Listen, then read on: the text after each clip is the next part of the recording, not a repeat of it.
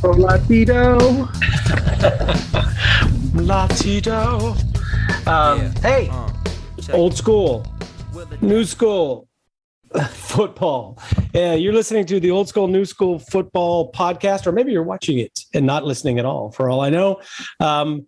But here we are again with another exciting episode talking NFL football, wrapping up and recapping week 7 in the NFL schedule and talking about some more things. That looked like 6.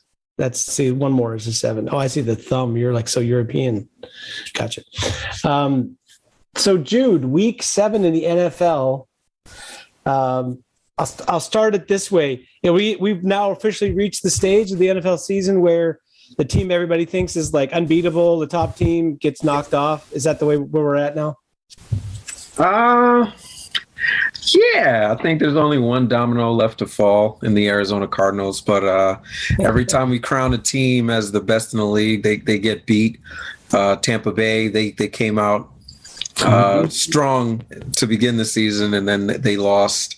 And then the Bills, for a couple weeks, everybody was kind of running with them, and they lost. The Chiefs, coming into the season, everybody's favorite. Yep. They've been losing and continue to lose. I mean, I guess the only one left. Well, the Ravens. The Ravens was the other team that. The Ravens, right? Yeah. You know what? I watched that game, and the whole time I'm just sitting there thinking, like, me and you, we just couldn't get off how it was not likely. It was not going to happen that the Ravens were going to lose to the Bengals, the lowly Bengals who haven't beaten anybody. And well, that's why I said, I think if you recall, I said on paper, like it seems like the Cincinnati should have a shot here against the Ravens, but like in reality, no way are they going to come out and win. But they played nearly a perfect game, I thought. You know, it's sort of like they straight up beat the Ravens, and they exposed Lamar Jackson, who had a subpar game.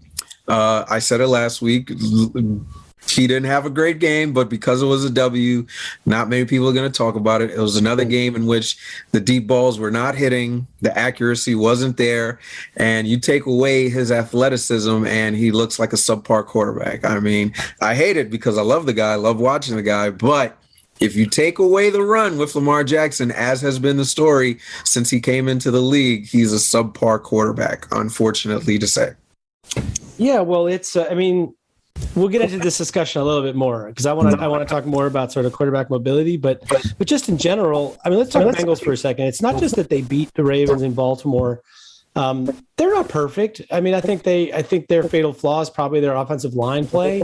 Eventually, we'll do them in, but boy, this Ja'Marr Chase, Joe Burrow thing seemed like it looks beautiful. Yeah. I mean, it looks like they knew things that, you know, everybody else didn't, because everyone in the football world was saying they need to protect Joe Burrow, especially coming after a season in which it was ended shortly because of a knee injury, because that offensive line couldn't protect their quarterback. And everyone's saying you get an asset like that, you do whatever you can to protect its longevity. And everyone just assumes, what's the guy's name that went to Detroit? Sane. Oh, the left tackle. Yeah. Penei Sewell. Penei Sewell. I was swapping it. I was saying Sane Poole. But anyways, everybody's saying that's who they're going to take, and they take the receiver, and everyone's kind of like, oh, I don't agree with it. And then the preseason rolls around, and apparently he has a drop problem. And, you know, they're saying, wow, this was a terrible move by the Bengals. But the Bengals knew something we all didn't. Maybe Ja'Marr was just playing a joke on all of us and dropping balls on purpose. Maybe they knew this is a guy they need so that Burrow is going to feel comfortable, and if anything, he'll just throw it up, and it's working. Like, this guy doesn't look like the best rookie receiver. He looks like he's immediately a top 10 receiver in the league right now, and it's just unbelievable. Yeah. I mean, I'm watching as the Ravens, who allegedly have a good defense, they have 3 guys around him. He shakes one, makes another one miss, and then he takes it to the house for 80 plus yards. I mean, how can you argue with that? Like, if he can do that consistently for the next however many years, like, this might be the second best draft pick as of late that the Bengals have made, with Joe Burrow being the first one. Joe Burrow, another guy that, you know, they picked him, and I was like, 1 year, of greatness, and everybody's crowning him. I don't believe it. And you know what? He looks every bit as good as any other starter in the league right now. Like, led the league in passing yards last week with 400 plus. I mean, this Bengals offense is exciting. I still don't know who they have on that defensive side of the ball, but it just works so well for them. They get pressure on the quarterback without having to blitz much. They can get there with just their front four, and it's amazing because they don't have a stud on that front four that you could be like, yeah, that's the guy that they depend on. It's just all four of them are really good. They're a bunch of ballers. They're a bunch of high motor guys who are just going to keep going at it, and it's just working for the Bengals right now. Last week I was saying, yeah, the record is nice, but I don't believe in it.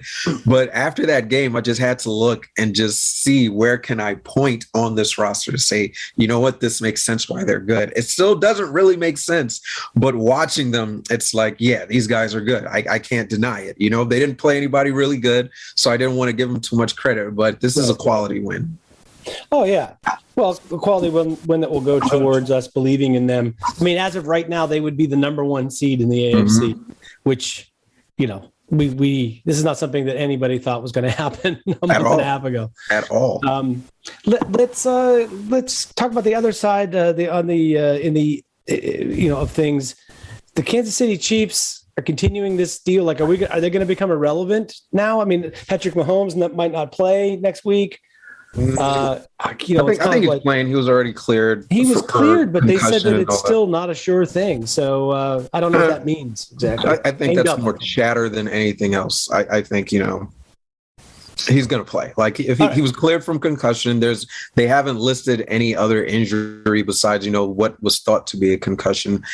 So I can't really see a situation in which he's not playing, especially right now when they just really need their best player available so they can win this game. It's early in the season, and they'll say, it's early, we're still picking things up and whatever the case may be, but they are in full-on desperation mode right now. Yeah, this is a team that needs to win, not just win one game or two games. They need to string together a nice long run of wins. They need a bye week to come expeditiously so they can have more time to figure it out. But absolutely, I have no doubt that they're in desperation mode. These guys need to win and win big soon. How do you, if you could make a trade, let's say you're Kansas City and you could make a trade during the bye week, what would you try to acquire that might help you on defense from being pretty much the laughing stock of the league on defense right now?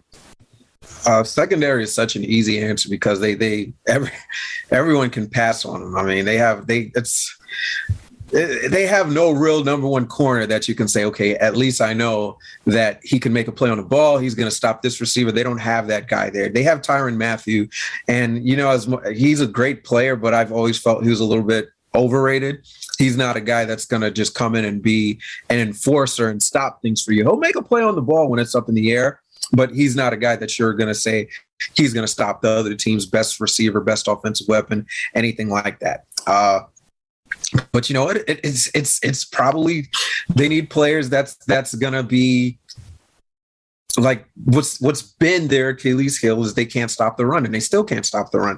The total defense needs work. Like, all of it just needs to be reworked, revamped. A lot of effort needs to go into finding a way to at least making them able to slow down teams, so it's just not whoever, whenever can score on them at will. But they need some better linebackers. You have Chris Jones, who hasn't really been playing. Frank Clark hasn't really been up to par.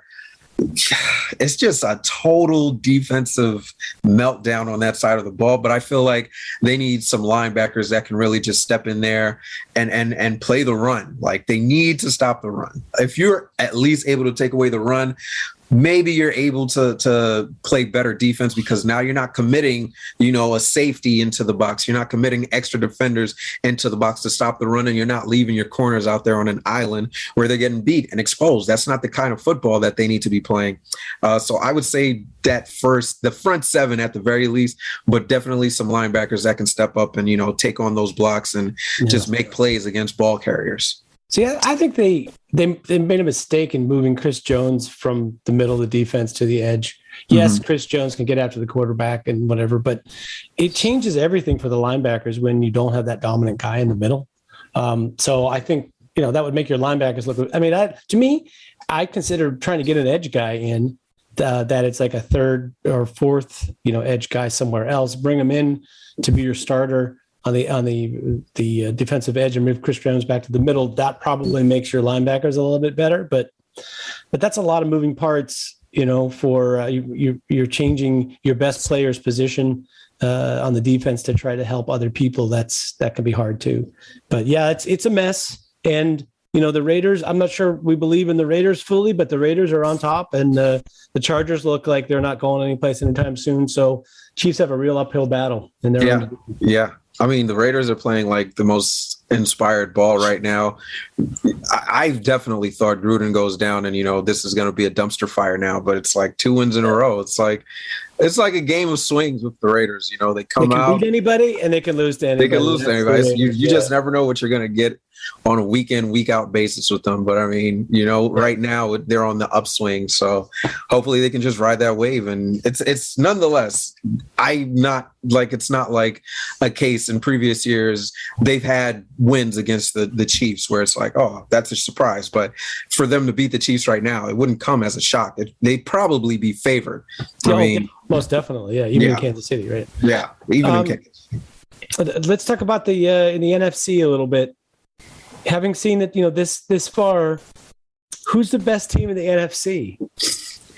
It's hard, right? It's tough. Yeah. I mean, I'd say flip a coin, but you would need like a 3 or 4-sided coin on that you one. You need like a Dungeons and Dragons 12-sided die. Yeah, like I mentioned earlier today. 1 week it's Tampa Bay, another week it's Arizona, Green Bay 6-1.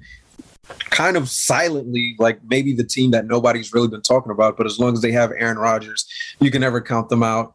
The Rams, another team, they got a lot of hype. They had that first loss and then it kind of died down, but it's like, it wasn't an ugly loss. It wasn't a fluke loss. It was a loss to a really good team. And they're 6-1 too right now. And it's like, anywhere you turn, you can pick a team. Like even some teams that don't have 6 wins, you can say in the NFC can have a case for the best team in the NFC. So what that really means is just that it's going to be a very interesting playoff because there are a lot of good teams. There are a lot of good division battles going on right now. Like even some of the suckier teams are like, you know what? Their record might be poor, but it's not indicative of what caliber of team they are. So it's like just NFC football right now is looking really, really good. Actually, you know what? Let me go back. I'm kind of not answering the question. I was going to say that, but it's really tough. It's really tough. I guess I kind of want to just. It would have to be man. This is the Rams. You didn't mention the Rams. I mean, I did mention the Rams, but to me, I'd say still Arizona. I mean, not just that they haven't been beaten, but they seem to be the most well-rounded team. So it's like they can beat you in a number of ways. They can beat you in a game where their defense dominates you. They can beat you in a game where Kyler Murray goes off, where their receivers are too good for your coverage. I'm not sure they can win a game running the football, really. But they're not bad at that. They're not bad at running the ball at all. Part of the game. So yeah, it feels like they have a lot of pieces, and their coaching seems to be a good fit for the guys that they have. That sort of thing. So I mean, I might be inclined to say Arizona, although Green Bay. Since the first week, I mean, if you watched strictly the week 1, you would never ever say Green Bay was the best team. They were absolutely awful. Yeah. But again, that's Aaron Rodgers with no preseason. Your offense without the most important guy there. Like you as always, you have receivers that he's kind of still familiarizing himself with outside of Devontae Adams. I think this week's Thursday night game is going to be a really big one because we'll see what that offense looks like without Devontae since he's on the COVID list. And they're playing the undefeated Arizona Cardinals. So we'll really see. I think what impresses me most with Green Bay, though, is that defense looks really, really good. At least the last 2 or 3 weeks, they've been putting on some really great performances. I know last week, yes, it was against Washington. And, they're not really an offensive juggernaut or anything like that. But good teams beat up on the teams that they're supposed to beat up on. And that's exactly what Green Bay did. Forcing turnovers. Washington gets into the red zone a couple of times. Prior to that, Green Bay was terrible in the red zone. Teams were like 14 for 14 as far as getting scores. And I think it was 3 times Washington made it into the red zone and they got turned away for no points. So, hats off to Green Bay for that. As far as the best team, I kind of still want to go with Tampa Bay, just because defensively, I think they might be a little bit better than Arizona. Offensively, also, I think they might be a little bit better than Arizona. Granted, you're not going to get the multiple dimensions that you'll get with Kyler Murray. Kyler Murray, I could say he's still the MVP front runner, but as far as the receiving core, the ability to run the ball, I think Tampa Bay does that better than Arizona. So I think I'm going to give it to Tampa Bay right now. In addition, the defense is really good, but they've suffered a lot of injuries, and yet they're still able to go out and win games. Well, the offense played without Gronkowski and Antonio Brown last week, and they looked fine. Offensively, I'm not really worried about that because you still get to go out and throw to Mike Evans and Chris Godwin, who's like the best 1-2 punch out there. Like AB and Gronk is literally just, like icing on the cake for these guys. You can afford to play without these guys, but there's a lot of teams in the NFL that could win with just Chris Godwin. I mean, that's how good he is, right? Literally take him on any team and he's like a number one receiver right away. Like they're just blessed with a bounty of talent out there. And, that's kind of more of a reason why they're the number one team. They can suffer through all of these injuries and still win games consistently and easily. Also, they have this quarterback that you may have heard of. The guy that I haven't even mentioned yet. But we won't lament it and just keep kicking the dead horse. We know that they're a really good team. Well, Tom Brady has that effect on me, I guess. So speaking of quarterbacks, there's been a lot of talk this season, both in evaluating draft prospects, also last season in the new NFL. There's more teams are going for it more on fourth down because they have mobile quarterbacks. That is a mantra that I've heard expressed numerous times. Mike Tomlin and the Steelers said that today, that he thinks that's the reason behind all of this. I get it. I get the idea that if your quarterback has mobility, that it can give you some options that you don't have if your quarterback doesn't. But I think it's more like if your quarterback has mobility, he can cover up for some of the deficiencies he has standing in the pocket and making plays downfield. But the problem is that good defenses and generally good teams that you play will force you into situations where eventually you will have to make some throws. And you'll have to make some plays where it's a tight window, it's a tough read, it's hanging in there before you get hit. It's all that kind of stuff. It's a classic NFL quarterback play. And here's my broader question for you is, everybody wants to say that the age of the stationary quarterback is gone, and that it's all about these young newfangled NFL quarterbacks who are really getting drafted on their mobility more than anything else, getting evaluated away. And I guess my question for you would be, do you really think that is necessary, first of all? And secondly, would you go as far as saying that you have to have a quarterback like that to win? No, because the evidence doesn't really seem to be following the trend. Absolutely not. You don't need it. It's great to have. Obviously, when you're playing offense, the more you can do, the better it is. It makes you harder to predict. Having a mobile quarterback, they'll make things happen when there's nothing there. Absolutely. That's another dimension that the defense has to prep for. Is it necessary to win in today's league? Absolutely not. I mean, look at the best quarterback. I'd still say the best quarterback is Patrick Mahomes. He does make plays with his legs, but he's not a quarterback that's, they're not doing design runs for him. No. It's when the plays break down, sometimes he's going to take off and run. And, that's cool. That's what quarterbacks have. Probably more a function of the fact that teams are, they can't play zone against him. So drop in man coverage, and it leaves him an opportunity to run, past the sticks or whatever. So, yeah. But the point being, he's not a quarterback that's, out here with design runs, running the ball 10 to 15 times a game. And then you look at probably the greatest quarterback of all time, as much as it pains me to say it as a New York sports fan, Tom Brady. This is a guy, even if it's 20 yards of green grass in front of him, he's going to wait till the last second and see if a receiver comes open before he takes off running. And he's the most successful quarterback of all time. And he's still successful till this day. So it's not like you have to be a mobile quarterback in today's NFL in order to find success. Just to kind of drive the point home, we look at a mobile quarterback that's not really having that much success in Jalen Hurts in Philadelphia. This is a guy that they do scheme and force to run 10 to 15 times a game. And yes, he does make the plays with his legs, but at the end of the day, you still have to be able to throw the ball. And as of late, he has not been able to do that efficiently, consistently.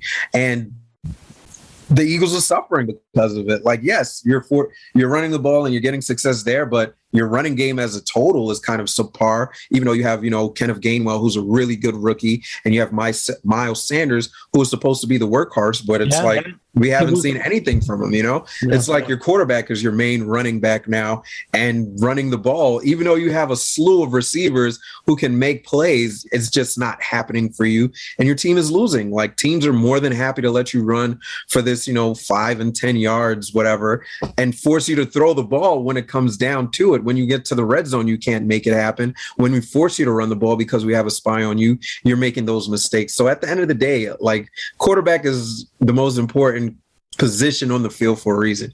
You have to be able to throw the ball. So yes, it's great to have, but I'm not going to say it's necessary to have a quarterback that's also mobile. Even Dak Prescott, yes, he'll run the ball too, but he's running the ball a lot less this year. And I think this is probably like the best football we've seen him play.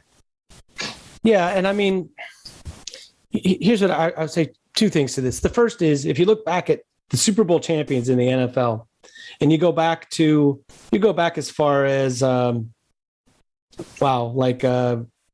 don't know, you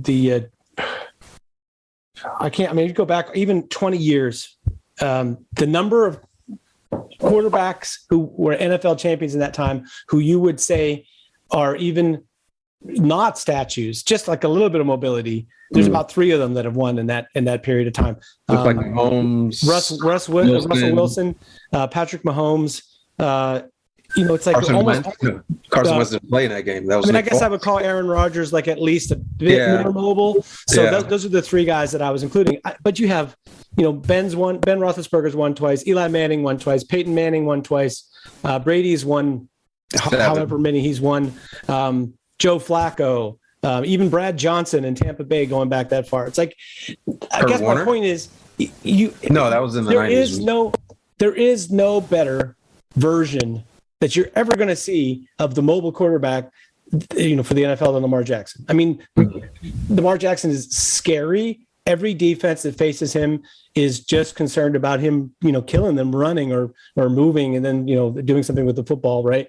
So it's like he is literally about as scary a runner as you're ever going to see a quarterback. And he has as much throwing ability as any quote unquote, quarterback that's where they're doing designed runs. So the number of quarterbacks who are doing designed runs who throw better than Lamar Jackson are almost nil. And the amount of running quarterbacks who are better runners than Lamar Jackson are almost nil. So he is like the gold standard for this. And I get that you're competitive in every game you have him. That he could do something exciting at any moment. Your team can win any game with him. So yes, he's a franchise quarterback and he's even elite. But he's not reeling off playoff wins every year. Mm-hmm. Young quarterback still has an opportunity to do that. But you can't convince me that style of quarterback is really what the NFL needs to succeed. I feel like we're so underrating whether guys can make plays as a thrower that I've almost, like, when I'm looking at quarterbacks for the draft now, I'm discounting completely their actual running ability. Like, yes, their ability to work the pocket and get out of the pocket and make plays for you. Like, I'm into that. But in terms of, like, I look at Matt Corral, for instance, from Mississippi. If you completely discount his running ability, which is excellent, what is he as a quarterback? He's pretty good. Throws a nice deep ball. He's not going to hurt you too much, but he's not striking me as somebody that's like going to come in the NFL and win a bunch of ball games. And, it's like you see the new guys this year, Justin Fields, Trey Lance, yes, they can move and yes, they can make plays for you, but they're taking hits. They're not necessarily making a bunch of plays downfield. Jalen Hurts, Tua. It's like these guys are not able to use that skill set the way they did in college with all the space that they had. NFL takes away their time and space. So to me, it's like I don't understand that even now it's people in the draft. The draft fan world, we're always talking about this mobility, but now NFL teams are talking about it as well. It makes me wonder like what they're seeing that I'm not. That's why I'm asking you, because I'm guessing you as a newfangled guy, you can grasp this better than I can. Well, I mean, again, it's the same thing that I kind of just said. It's just that added dimension where it's like the play is not dead after the receiver is not open within that first 3 to 4 seconds. Usually that's your window. 3 to 4 seconds, we want the ball out. We know that, it's either going to go here, you're making your first, second, and third read.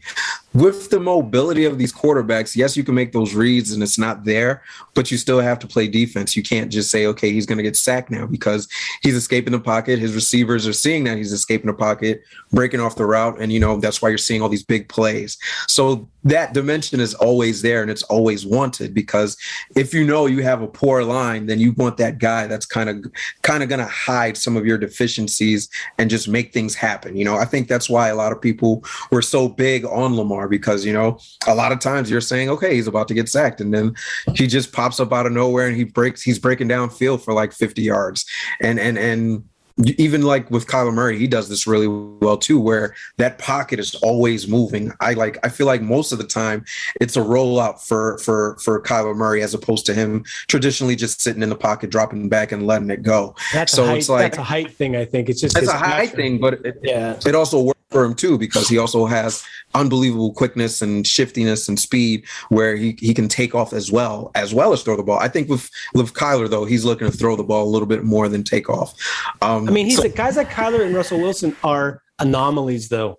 They're not like you're going to bring a guy. You're going to say, "Oh, this guy's like Kyler Murray. He's going to come in and play at his size and with his skill set." The thing is, he throws on the run, going the wrong direction better than maybe anybody else in the NFL, right? So that cat is like, you're not going to find too many guys like that, and you're not going to find many guys with Russell Wilson's pocket presence and leadership.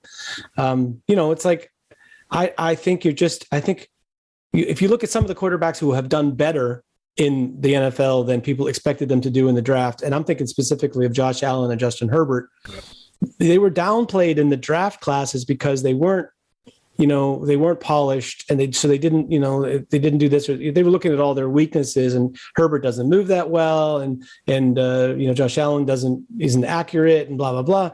But it's like they had traits that other guys wish they had, and they were able to find a landing spot where they could develop the rest of their game to match their traits, made them really effective. So I don't know. We're going to someday, when the season's winding down and we start looking at more into this draft class, we can talk more about this subject, but yeah, it's just the one thing that's good about it. And I think it's really more what's becoming popular than say, we need to have a mobile quarterback, is just that traditionally, like prior to the last 5 to 10 years or so, these kind of quarterbacks, the mobile quarterbacks, they weren't being signed to play quarterback.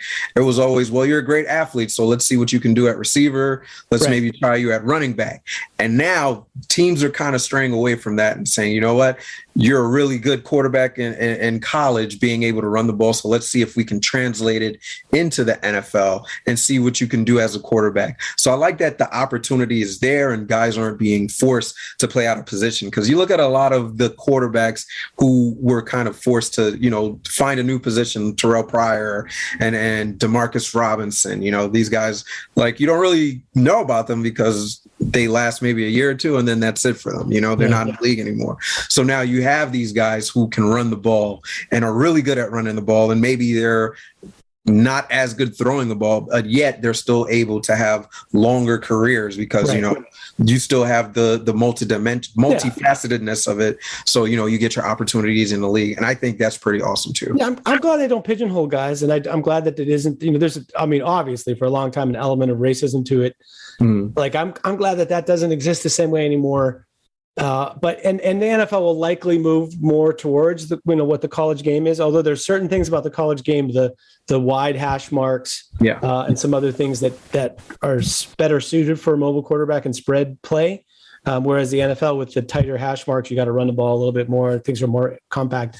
But to me, the key to this is like the Ravens they were committed to Lamar Jackson to the point where they redesigned their whole offensive scheme. They changed their offensive personnel to fit. Joe Flacco was doing and what Lamar is doing, completely different things. Yeah. So the thing is, you have to be willing, if you take a quarterback like that, you have to be willing to 100% commit to it, to the point where your backups have to resemble him, and because it's very difficult to get an offensive line that's capable of pass protecting stations in a stationary way and also doing all the movement that like a team like San Francisco likes to do. So they're pretty much going to be good on the move, and so even your passing plays, you have to have movement and you have to have misdirection, and you don't see a team like San Francisco do a lot of straight passing, even when they have Jimmy Garoppolo, because of the way their offensive line is built. So it'll be interesting to see this transition. I mean, maybe I will live long enough to see it come completely full circle back to like Rock'em Sock'em, running football all the time. But I do notice a little bit of a trend to triple option teams that throw the ball in college is like a thing that's creeping up. See Coastal Carolina, what Coastal Carolina does, that's the best offense in college. And that's an offense that probably could work in the NFL, but you have to have the right, you would have to commit to it fully in a way that like the Ravens did. I don't know if triple option is really working in the NFL, just because the pass rush and your amount of time to like release the ball is so much less in the NFL than it is in college. I don't see that one working, but I do see more option plays and things like that. That wasn't a thing in the NFL, even maybe like 5 years ago, but it's definitely a thing now where it's like, we'll fake the run this way, go the run that way, and bring in another receiver from the outside to kind of make it like another option, things like that. But you're just trying to get all that speed going the wrong direction, because you're playing against fast defenses. If they take a step the wrong way, that's a big difference. Yeah. So if they just sit on everything you do, I mean, I've having for years been a fan of a team that doesn't do anything really interesting on offense, totally predictable. It's like it's really exciting to me to see somebody do some things offensively that are novel, that work. Anyway, let's talk a little bit about, since we can't solve this answer for at least another 10 or 15 years, let's talk about the things we can get to, which are the week 8 games in the NFL. You mentioned the Packers and the Cardinals playing on a short week. It's a little bit of a shame to have a Thursday night game with such a good matchup, because those games are often a little bit on the sloppy side. But Arizona at home and undefeated against Aaron Rodgers. If I'm not mistaken, is this not a place where Aaron Rodgers had a big Hail Mary to win a game once? I can't recall, but I know that the Cardinals did. I think so. I think he had like 2 really good throws in that game to kind of force his team to victory against the Cardinals a couple of years ago. Was that a playoff game? Yeah, I think so. Well, I don't know. It was an important game, but I don't remember exactly. One thing I can tell you is before you pick this game, that I believe all time that Aaron Rodgers has the second best quarterback rating and passing numbers in a dome of any quarterback in history. And I'm sure you know who number 1 is, because I just gave you that stat. The second, who's number 1 best in the dome? Drew Brees? Nope. No, he's good in the dome, but no, Ben Roethlisberger, number 1 in the dome. Oh, wow, shocking! But it's like these quarterbacks are used to playing. We talked about this once before. These quarterbacks that are used to playing in real weather, they go in the dome. You put them in a dome, and it's like, oh, this is nice. This is comfortable. I like this. I can do this. Yeah, exactly. I don't have to worry about the elements. Yeah, I'm gonna have a career day today. But no Devontae Adams. So it's like, what do you go with? You go with the trend of Rodgers in the dome, or no Devontae Adams against a good defense? That's a tough. It's a tough pick. I'll be honest with you. I don't think it's that tough. I think without Devontae, it makes it an easier pick. Like, with Devontae, because it's Aaron Rodgers, with that tidbit of information you just gave about how successful he is in the dome, it's absolutely a game. But I would probably still give it to Arizona. Maybe in a tough game coming out on top. Without Devontae Adams, Aaron Rodgers, he's always going to keep you in the game. He's always going to give you a chance to win. But this is your primary target. This is the guy that you're going to target an astounding amount more than any of your other receivers. You'll have Aaron Jones, which is great. He's been great for you. He'll probably get a lot more targets as a result of it. can you target your other receivers and make it a game enough with Alan Lazard, with Marquez Valdez-Scantling, and be confident in them enough? Because we've seen it where they might be open and Devontae's in double and triple coverage, and he'd rather go to Devontae than go with a wide open guy because he trusts Devontae Adams that much, and their connection and their ability to communicate without even saying a word to each other is unparalleled. I'd say that's the best receiver quarterback combination in the league. Like the way that they can communicate without saying a word, just give each other a look and know exactly what the other is thinking. That is unbelievable. You don't have that now. So that's just really hard for me to say, yes, Aaron Rodgers is going to go in and trust these guys that he hasn't really trusted in years past and be able to will his team to victory. Green Bay's playing great defense right now, but they haven't played an offense like this.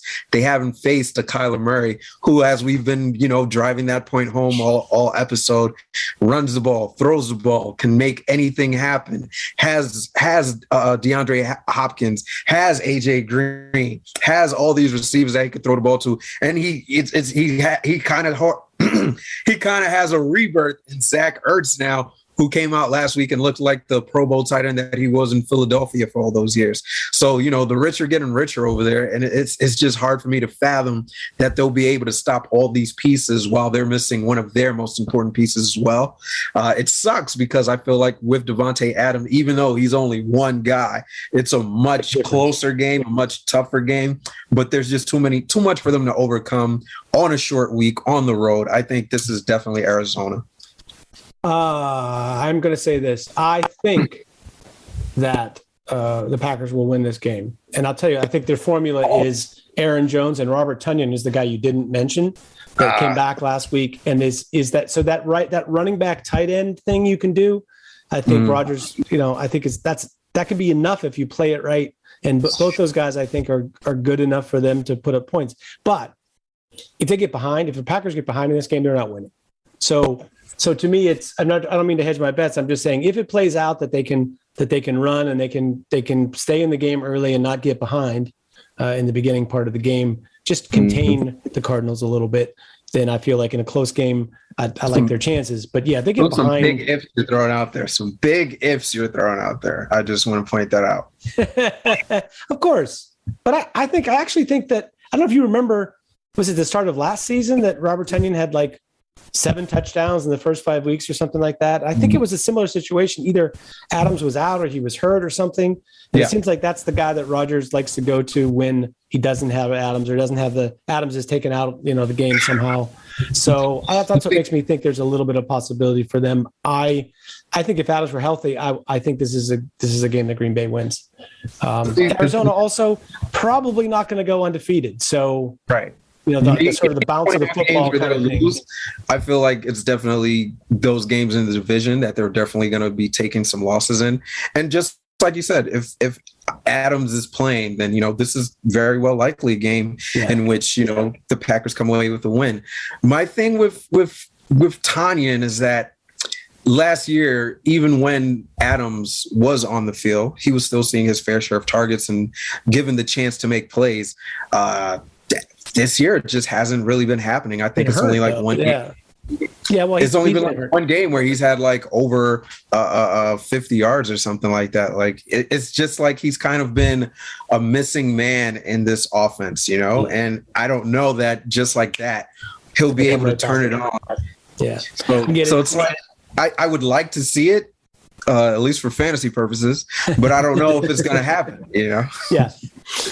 Tennessee Titans at the Colts, kind of a pick'em game. The Titans are sort of, hot right now a little bit. Sort of. A little. Yeah. Well, they also had they had 2 big wins and a bad loss, didn't they, in the last 3 weeks? So it's like I don't know how you figure that.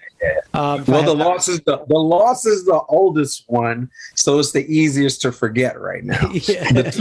The two big wins are the most recent, so you want to focus on that. Right. And the Colts. Okay, I'll go on this first. I'm just not sure. I think the Colts are really any good.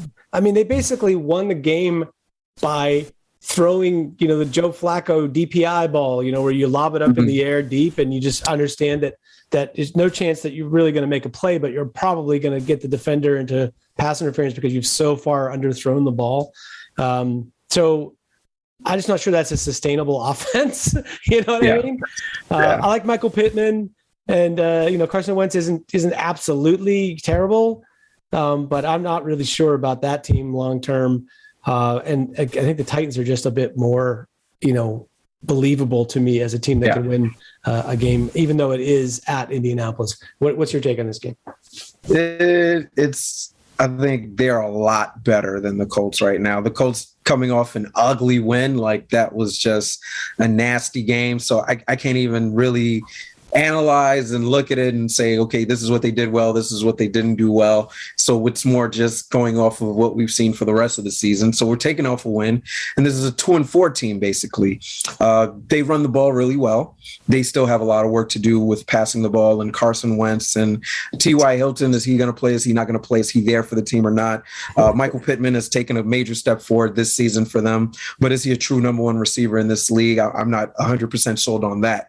Defensively, which is what I thought that they would be able to do very well this year, as they've done the last couple of years. But it hasn't quite looked the same either. They're still dealing with a number of injuries in their secondary. You go on the other side of the matchup and look at the Tennessee Titans, and the Tennessee Titans are probably one of the hottest teams in football right now. You beat the team that everybody was crowning 2 weeks ago in the Bills, and then you beat the Super Bowl favorite that everyone had winning it this year in Kansas City. And what I like most about last week is that, yes, Kansas City has a lot of deficiencies, but offensively, that's been their bread and butter. That's been what they're going to be good at, what they've always been good at, and you can count on them to be good at. And here they are, just making the Chiefs on offense look absolutely pedestrian, forcing 3-4 turnovers on Patrick Mahomes, kind of unheard of. Granted, this is a season in which Patrick Mahomes is turning the ball over more than he has at any other point in his career. Still, you have to give some credit to the Tennessee Titans, because they beat the Bills, but it was a shootout game. And now they say, all right, let's maintain our offense and get better on defense. And they're absolutely doing it. And they beat the crap out of the Chiefs last week. If they're able to maintain this is a dangerous team. This is going to be a division that they win. They may be in position to get a first round bye. I mean, you've got the Bills, and who else is a really good team in the AFC right now? No, I mean the Raiders in theory are ahead of. Oh, come on! I know. Do I believe in it? No, not really. I mean, to me, the Chargers and the Bills are the real. Other than they're probably going to be your 1 and 2. Well, it only really matters who the 1 seed is. They're the only team that gets a bye. So I think that's true. That we've changed. I'm going to say it's the Bills because of their division, right? So do you think about who the Bills have left to play? Probably favors them, but yeah, a good chance to get home field for at least the first game or two in the playoffs. Yeah, absolutely. So division, I feel like they've got that wrapped up, and they're winning these games against the other people. So let's say they do end up in a situation where they have the same record as the Bills have. They've got the tiebreaker on the Bills, and now all of a sudden the Titans are the number 1 seed. Yep. And you know what? They're kind of building off what they do well. They're still going to run the ball a ton with Derrick Henry, but now we're seeing more play action. We're seeing A.J. Brown kind of regain the A.J. Brown status that he had last season, where Tannehill is absolutely comfortable throwing the ball to him downfield, giving him that chance to make one-on-one plays against any DB in this league. You add a Julio, I feel like we're going to see now he's becoming more involved in this offense. He's coming off some hamstring injuries, so now he's getting more comfortable, more repetitions with Ryan Tannehill. And we're seeing Ryan Tannehill run the ball more too, what it seems like the theme of this episode here, quarterbacks running the ball.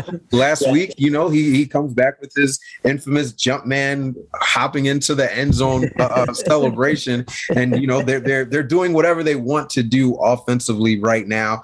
Defensively, which is really what I'm focused on, they're getting much better, and they're shutting down the best offense that we've seen in the last couple of years. I think you can't You can't emphasize that enough.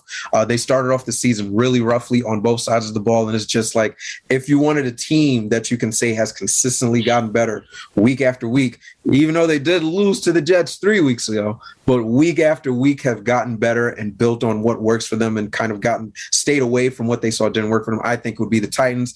If they maintain that, then this can be a really dangerous football team. Yeah, I mean, it's we're still learning how things go, but yeah, these teams like the Bengals and the Titans, you can't sleep on them. Having a chance to achieve more in terms of the seeding than we expected when the season started, for sure. But then what that might mean is they win a division and their reward is playing Kansas City in the first round. You know what I mean? It's like or the Chargers or somebody like that. What a reward that would be for winning your division. Not so good.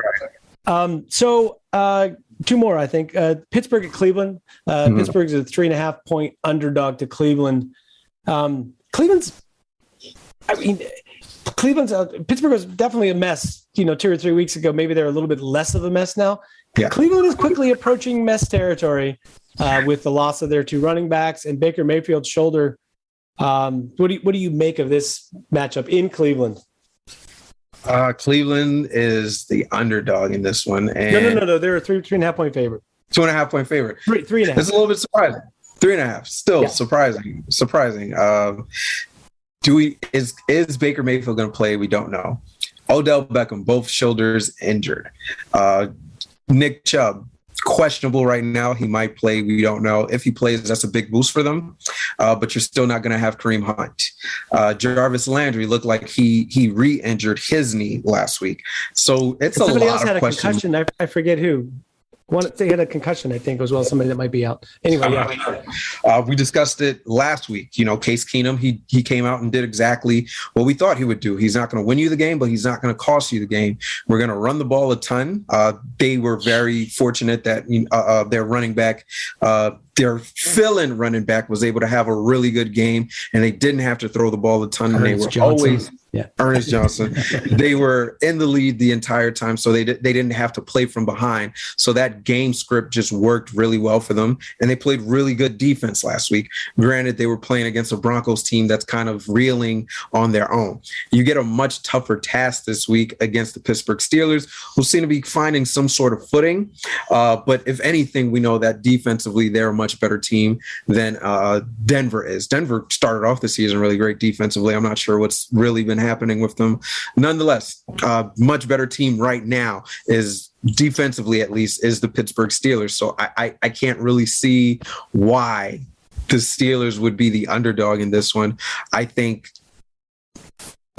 I need to know who's going to play. Like that's the thing too. Like it's way too many question marks on who's playing for these guys. So, well, here's the thing. If Chubb plays, he's not going to be 100%. Right. They said they thought his injury he'd be about halfway. He'd be at the most optimistic point of when they said he might come back, as opposed to like 2 or 3 weeks later, which was the least optimistic. So if you're coming back at the early part of an injury like that, you're not 100%. You're not 100%, right? It's kind of just the team needs you, and you're like you can suit up and you can I'll give you something as long as I'm not going to make myself worse. I'll go out. Let's see how it feels, and we'll take it from there. So it's like it could be scratched in pregame warmups. Yeah, pretty much. Yeah, like anything can happen where it's like, yeah, this is tight, and now it's not happening. Can we depend on Ernest Johnson to have another performance like this? Yeah, I don't think so. I don't know. It remains to be seen, but it's like a 1-game sample is not something that you can just base the rest of your season off of.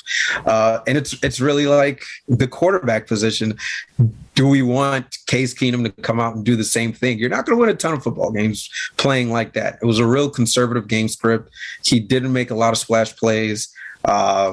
There wasn't a lot of downfield throws. The few that he had, he didn't really connect on. So it's like, you're not going to win a ton of games, especially not against a really good defense. So I really don't see how they can be favored in this one. Maybe Baker does play, but even if Baker does play, like, is that really much better? Because this is a quarterback who's not connected downfield as much either. So I'm not sure, but I really think this is the Steelers' chance to have an upset here. Yeah, I think I can come up with some reasons for how the Steelers could lose this game. They're playing a rookie left tackle. Fall back into that offensive mindset. They're playing a rookie left tackle. They have a rookie left tackle and a subpar right tackle against, Myles Garrett moving around. So there's with a stationary quarterback. So right away, that's a way. If you let yourself get in a situation where, you have 3rd and long, you're not going to convert as much as you might like in that situation because you're pass protect. You're going to be at least thinking as a quarterback, you don't have time. So that's one thing they can do. And but the Steelers, they seem to be trying to get rid of the ball a lot quicker now and kind of eliminate Ben holding on to it and looking downfield. So I don't know that the Browns will have that opportunity to kind of just pin their ears back and go after the sitting duck anymore. Yeah, well, the thing is you can play that sort of picket fence defense when you have 4 strong pass rushers and know that the ball's going to come out quick and you make the tackle and that's it, right? Yeah. So that would be a way. If they fall into that sort of formula of all we can do are the short passes and runs and the defense gets compacted in for the Browns, Steelers might have a hard time moving the football. On the other side, the Steelers stopping the run this year since they lost Tyson Alualu and they're playing without Stefan Tuitt on the defensive line. They haven't been as good stopping the run. So like if the Browns were fully loaded with running backs right now, that would be a real danger, proposition for the Steelers. They'd have to pretty much sell out and force Baker Mayfield to beat them, but with fewer guys in the secondary, which he very well might have been able to do. So yeah, all that stuff could happen. But I would say that this game is a total grudge match for Pittsburgh. Their defense, I think, got absolutely embarrassed in the playoff game last year. Yeah, I forgot that element. Right. And I feel like it's, the Browns are wounded. The Steelers' defense's pride, is going to be there's no chance of them overlooking this opponent because I think they probably had this game circled for about 6 months. Mm-hmm. So from that standpoint, I expect a big defensive performance for the Steelers. But I make no bones about it. Their offense, they're capable. They've shown flashes where the play calling looks diverse and they throw the ball, they attack the intermediate zones even and deep balls. And then there are times where they just get, super conservative on offense where they just think we can't afford to, make any mistakes. And they won't score any points when they do that, right? They did that sort of against the Packers. They do that against a team that they feel like is going to put up a lot of points, which seems very counterintuitive. I like the Steelers to win this game on the strength of their defense, but I wouldn't expect their offense to necessarily be any great guns against Cleveland. Even with Cleveland's issues that they may have from time to time, I expect this to be a pretty low-scoring game with the Steelers winning. I mean, you've had 2 weeks to prep for this game. Like, if there's ever a time to say we've turned things around and we're the team everyone expects us to be, it would be now. I guess. And also, if they win, that puts the Browns in last place. It puts the Steelers back in the conversation for, they put some game out or whatever for the division. So, yeah, that's a huge swing game for the division and for these two teams. And I think the Browns go 3-4. Here's the thing. Well, one last point about this. What was the video game where you boxed and when you got knocked hard, your vision would just start to go red and close? And then if they hit you again during that, like you would just get all red and black and you would be knocked out. You know what I'm talking about? No, it's like a PlayStation video game or maybe even arcade game. But this, I know they had that in Fight Night. So I don't know if that's Baker Mayfield basically has a broken shoulder and a completely torn labrum. What this means is, the way I understand it, that his shoulder can't stay in the socket. Basically, anything that maladjusts his shoulder, it pops out of the socket, and it'll be that way until he has surgery. And because the bone is cracked, basically, he takes any hit on his arm or his shoulder area, it's like his vision is going to go red and black for a few minutes until it wears off, and then he can stand up and go play again. So, I mean, that's another big factor in this game. If Mayfield, if they're going to put him out there in that condition, which they basically have no choice, resting is not going to help him. So it's like, he's going to have to face this injury the rest of the season or have surgery. And if he has it soon, maybe there's a chance he could come back for a late playoff game, but more than likely his season's over. So that's a big story in Cleveland because much like the Chiefs, if Mayfield isn't, necessarily great, but he's better than a backup. So if they lose Baker Mayfield and they're 3-4, I think that's a bad situation for Cleveland. Anyway, last good situation because it's like are you really depending on nobody to touch your quarterback for the next 10 weeks or so, 10, 11 weeks? Nobody's going to sack your quarterback. Nobody's going to put your quarterback in a position to hurt his shoulder again. I don't see that happening. It's not realistic at all. Like, I don't get it. I don't know what they're looking to do, but they need to figure something out quickly. Yeah. On the other hand, I'd say if Case Keenum wins the game and looks good again, serviceable again, then maybe they think, all right, let's shut Baker down. We'll be fine. I don't know, it could be. I'd say if that's the route you're looking to take, at least unleash Keenum a little bit more. So it's not this, really easy, predictable game script that you're running. That you're not going to win a ton of games playing like that. Yeah. It's too conservative. It's just not going to happen. And then you're going to have to pay Baker Mayfield his big contract on the heels of this injury and missing the season. It's just, not a good situation to have to get into that second contract with a quarterback that you're not 100% sold as a superstar. Last one, Dallas Cowboys at the Minnesota Vikings. We don't talk enough about the NFC and haven't talked about the Cowboys really all season, except for the occasional mention of Dak Prescott.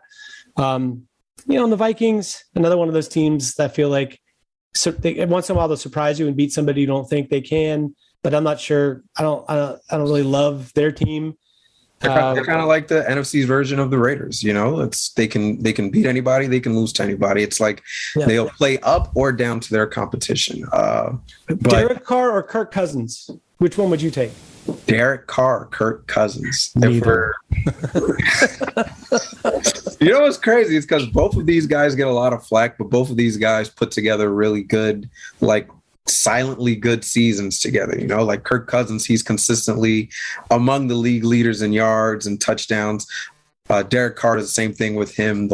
But they just get so much flack because I guess it's like the crunch time wins. They don't really have the playoff purgatory. It's quarterback purgatory. It's Jared Goff. It's like, if you have them on your fantasy team, they can get points for you every week, but that's not really winning, making the plays when you're winning games. Yeah. It's not, the crunch moments that really define the great quarterbacks of our time. So thank you, Jude. Kept me from having to say it yet again. So what do you figure in this game? Cowboys and Vikings. Cowboys and Vikings. The Cowboys. I wish I had numbers to kind of back this, but it's like there's always teams, right, that go into the bye really hot, and it's like the bye came at the worst possible time for them because you kind of mess up all this momentum you had. And the Cowboys had just a ton of momentum, 5-game winning streak. I mean, it doesn't really get much better than that. I'm not saying a complete fall apart is going to come, but years past, I just remember there's always a team or two. They're hot going into the bye, and then they come out of the bye and they're just stumbling for the rest of the season. Fortunately for Dallas, though, they're playing in the NFC East, and it's those teams are still kind of, and they're definitely hands down the toast of the NFC East. So even if they do stumble a bit, they'll still make the playoffs because somebody from that division has to make it.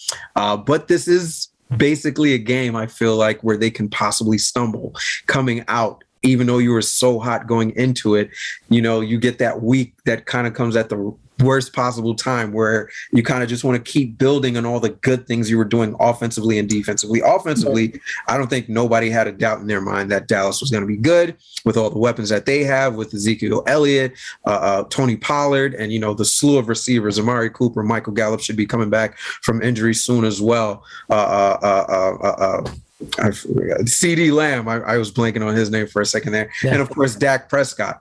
But you have the Vikings, who had 2 weeks, just like you did, to prep for this game. They were kind of iffy, 500 team, but they played really good ball and they were in every game, and they were some last second plays away from being like a 5-1 team or maybe even an undefeated team. So this is not a team for them to sleep on. And as well as Dallas has been playing defensively, they are still a team with some defensive inefficiencies. Let's take the last game they played, as a matter of fact. Diggs comes up with a huge interception, and, it's kind of like seals the game away for them. But next play, he gives up a big play for them, and they almost lose to the Patriots as a result of that. So it's like there's a lot of give and take on this defense. 1 week, the pass rush looks great, and they can get to the quarterback with ease. The next week, they can't touch the quarterback, and it's like whatever line they're playing against must be the best offensive line in football. So what we need to see is like consistency from this defense, and they're playing against a really good offense. You're going to have to stop Dalvin Cook, and that's no easy task. You're going to have to stop that 1-2 punch of Adam Thielen and Justin Jefferson. Again, that's no easy task for them to do. So it's like, this is a game I really want to say Dallas should win this easily, because again, the Vikings we'll beat a good team or we'll lose to a good team. We'll beat a bad team or we'll lose to a bad team. I feel like this is the time that they'll say, hey, let's make believe we're one of the best teams in the NFL and go out and beat this team that nobody thinks we're going to beat. And it could be an upset right here happening for the Minnesota Vikings. I like the Vikings' chance to run the football against Dallas, but I think that's a good way to keep games close, but not a really great way to score points and win them. Mm-hmm. You know what I mean? So Minnesota fits the total profile there. A little bit above average team on offense and a little bit above average team on defense. And they're pretty consistent at that. So you have to play well to beat them. If you don't play well, they'll hang around. They'll win a game at the end, or they'll make it so close. They'll make you really work for it. Right. Dallas, I think, I'm not sure they're the greatest run defense I've seen in the NFL right now, but they when they face an opponent who's not really committed to running it, they seem to play pretty good defense. Their offense is actually really good when they get it all working. They had some games this year where Zeke has barely touched a football, which is crazy in a way, but I think that's a good sign. It shows to me that you're willing to do what the right thing is to win, rather than feeling like you have to feed this guy because you paid him a lot of money or whatever, right? Because to me, the running back. But also with that is that even though he might not be running the ball, the threat of him running the ball is still there. And Dallas is also throwing the ball a lot more to him this year too. Right. So he's dual threat in that way, in which, even though he may not be running it, he can still catch the ball and really kill you. I think the last game he had like 6 catches or 7. It was like somewhere between 6 and 8 catches for like 90 yards. So like he's still someone that you're going to need to account for. I mean, to me, the running game in the NFL is a special spice. It's like the spice. You go to an Ethiopian restaurant and you get some spice on your food. It's a little different, and you're like, wow, this is really good. But if you had it on everything, cereal, coffee, it would at some point it would lose its magic for you. And I think that's the run game. You need it when it's third and short. You need it or the threat of it, at least when it's third and short. You need it in your 4-minute offense to like work the clock and score points. But living and dying with it as the basis of your offense, I think doesn't work so well most of the time. So yeah, I think it's a good sign that they're willing to. It's Kellen Moore, right? Is the offensive coordinator there. Dallas, I think he's got a very good sense of the tools he has available to him and not getting too attached to any of them. And I like that, an offensive coordinator. And to me, the difference in this game is Dak Prescott versus Kirk Cousins. I think Dak is one of those guys that isn't the flashiest, but he makes the plays when you need him to make plays more often than not. And to me, that's the key in a game where you play against a quarterback who will put up a lot of yards and stats, but that, crunch time plays is not really his forte. So I think that makes a difference in a game like this. So I guess I will take the Cowboys, and they'll probably let me down because that's what the Cowboys do. But not you, Jude. You don't let me down as usual. It's another fabulous week. Anything you'd like to say? Take us out. Take us out. I want to say it's so bad, but I'm not sure if it's that I actually believe it or a case of homerism. Giants versus Chiefs. This could be another best chance to beat the Chiefs ever. This could be another game where just unexpectedly the Chiefs find themselves losing in this one and find themselves frantic. Giants have a really good defense. Offensively, Daniel Jones has definitely taken that step forward from years past. He's playing some of the best mistake-free football. The record won't indicate it, but maybe outside of one game, they've been in every game this season as well. This is going to be the best two-win team that the Chiefs are facing. And I'm putting them on upset watch right now. They're reeling right now. For the Giants, this is your best chance to pounce. I picked the Giants and the Jets in my pool last week. Yikes. I picked the Giants last week. I was like, Sam Darnold. The Giants made me really proud. The Jets. Yeah. Not so much. I picked the Jets to play really good defense and lose closely, but even that they weren't able to do for me. Like a 50 burger. A 50 burger. We didn't talk about that at all. Like a 50 burger. Ooh, ouch. Not a lot of close games in the NFL last week. So hopefully we'll get a couple more to talk about next week on Old School, New School Football. Hey, hit the like button, subscribe, join our Facebook page, follow us on social media, Old School, New School Football Show. And what's that? I was just, Yeah, wrap it up. No. I was echoing what you were saying. Echoing. You're supporting me. That. It's the snaps, finger snaps, bro. All of that, yes. All of it. Subscribe, like, repost, all of it. He's Judah Loom. I'm Will Massac. See you next week on Old School, New School Football. In the meantime, watch it out. Advise wise to find a plan. Try, I can and will succeed to leave nothing dry or bland. Try your hand and I doubt that it is.